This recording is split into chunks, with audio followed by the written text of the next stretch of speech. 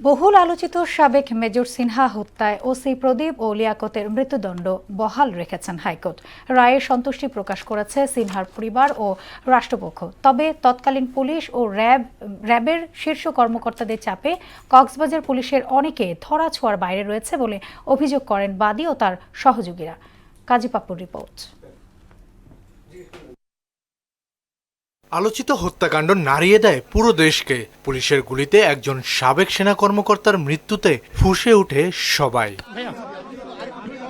2020 সালের 31 জুলাই কক্সবাজারের marine drive সড়কে শামলাপুর চেকপোস্টে মেজর সিনহা 2 হাত উঁচু করে নামলেও পরিকল্পিতভাবে তাকে গুলি করে হত্যা করা হয়। ঘটনা ভিন্ন খাতে নিতে মাদককাণ্ড সাজায় পুলিশ। এই হত্যা মামলায় ডেথ রেফারেন্স ও আপিলের শুনানি শেষে বরখাস্ত টেকনাফের তৎকালীন ওসি প্রদীপ ও পরিদর্শক লিয়াকতের মৃত্যুদণ্ড বহাল রাখেন হাইকোর্ট। 6 আসামির যাবজ্জীবনের আদেশও বহাল রইল।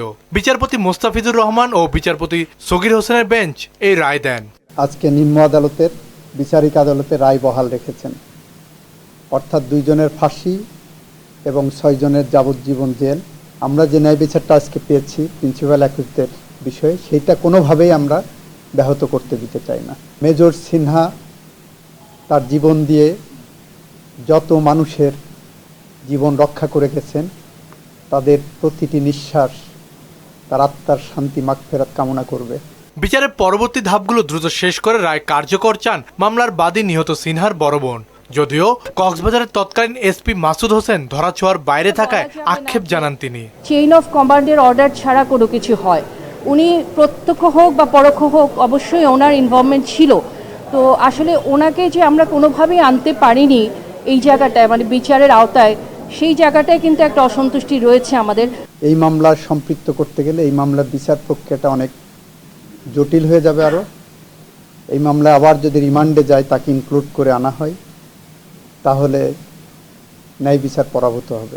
সাবেক সেনা কর্মকর্তাদের অভিযোগ, তৎকালীন আইজিপি বেনজির ও র্যাবের তৎকালীন ডিজি চৌধুরী মামুনের চাপে এসপিকে মামলা থেকে বাদ দেওয়া হয়েছে। 3 বাহিনীর পক্ষ থেকে আমরা সন্তুষ্টি প্রকাশ করছি আজকের এই রায়ে। আমরা আশা করি দ্রুততম সময়ে এই রায় কার্যকরী হবে। সেই দিন আমরা একটা কম্প্রোমাইজ করতে হয়েছিল।